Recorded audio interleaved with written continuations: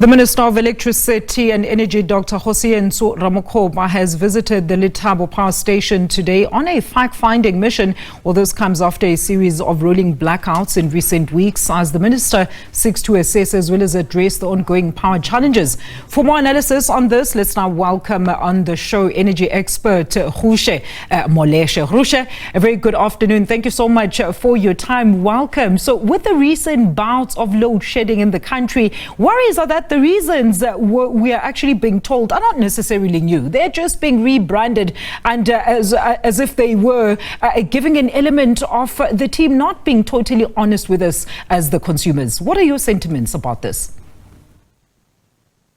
Good afternoon, Alicia, as well as the viewers.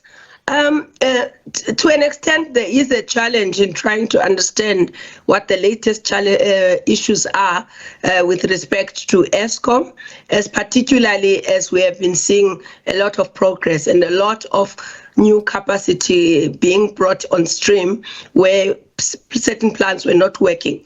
So I suppose that everyone is interested to understand if there are any underlying issues that relate to maybe employees in Eskom. That is what the minister was hinting at. Mm-hmm. And then, I mean, look, the minister today, we heard, is visiting the Lethabo Power Station, and we know that this is still a coal-powered station, Ruse.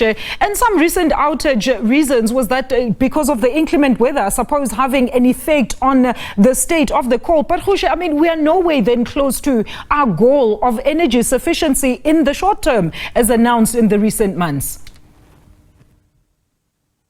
Yeah, so when the plants, I mean the totality of the plants, when some of them are not available because Eskom tends to do maintenance a lot more in summer. Mm-hmm. That's one reason. Secondly, the outages that is unplanned breakdowns that have been happening. There seems to be a lag now recently in terms of bringing back any plants that were off for either maintenance or there's been an issue with them, which causes now on the supply side that we have lower availability.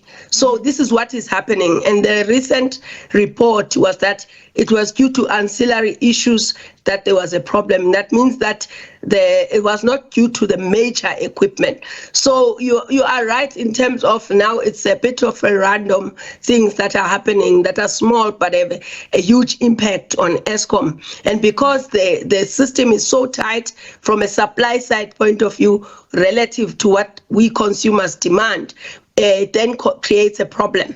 So there needs to be a consistent monitoring of the system to make sure that we still have the capacity available to meet the needs of communities. Absolutely. I mean, talking about those small random things you made reference to, Ruse, I mean, we've also been warned that there are blackouts that are actually due to the ongoing preparations for the upcoming winter season. So what do you surmise then the winter electricity supply will actually look like across the country, especially when we're still hearing of human-related areas also forming part of this magnitude of issues at the utility? Yeah, so if you put aside those human-related issues, I think that Eskom has done well so far in ensuring that they do not compromise on maintenance, because that will bode well for winter. Those plants that have now been out towards the end of March will be back on stream. That is to make sure that we meet the demands of consumers, because winter is a typical period where you have higher demand of electricity because of obviously it's cold, people use more heaters, demand more. So that should bode well. If everything else outside of the small issues goes well, I think that Eskom is very well prepared for our winter. But then the issues of corruption, Ruse, they still persist, as well as the theft of key as well as vital electricity infrastructure. I mean, there should at least be a plan on how to deal with these. What are you hearing in this regard? Okay, so the last time I checked, Eskom was looking to have a capacity that relates only to security within. And then I know that there's been efforts in terms of going to courts and addressing also with the our authorities to address the issues that they found internally to be irregular. So there is that. But there's also a macro issue in the country that relates to infrastructure. It not only affects Eskom, it affects Transnet, it affects the telcos like your MTN, your Vodacom. That's a bigger issue that needs to be addressed at a more security level and needs a serious effort in terms of intelligence from the police. So that's a broader market issue outside of the internal Eskom corruption issues. Mm-hmm. And then what would you say are some of the most pertinent issues that the utility actually needs to address as we head towards winter, and we suppose the request or demand for electricity is going to be far, far higher?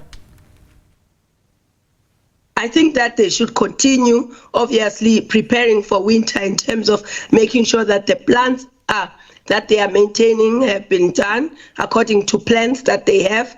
They should also increase risk management in terms of looking at everything, not just at a bigger picture, but at the smaller issues that we've recently experienced, so that they don't really impact on the good work really that Eskom has been doing so far.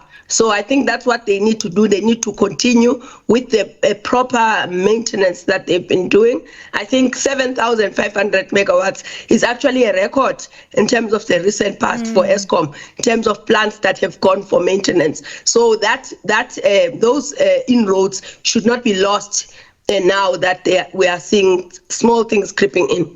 And what goes into a proper, ethical, proper maintenance plan in your view, Ruse? So a proper maintenance plan is, firstly, Eskom needs to have the ability to be able to have spare parts that are stored, which is a normal standard industry issue. Mm-hmm. They should have competent staff that are making sure that the risk management is at the core of making sure that they mitigate those risks. And I think obviously making sure that they monitor the performance of the plants, which is what they've been doing. So if they continue on the trajectory before this whole recent interruption, they continue in that regard, I think that we have the right people on the helm in terms of governance from the board. We have now have enough at the executive level, and there's incentives now at a level of employees within Eskom who are incentivized for good performance. And Lethabo in particular is one of the best performing plants. So it would be interesting to hear what the minister is hearing on the ground. Absolutely. Kgosietsho, thank you so much for your input this afternoon. That is Ruse Moleshe there, an energy expert on the recent bouts of load shedding as we look ahead as well to the winter season in the country.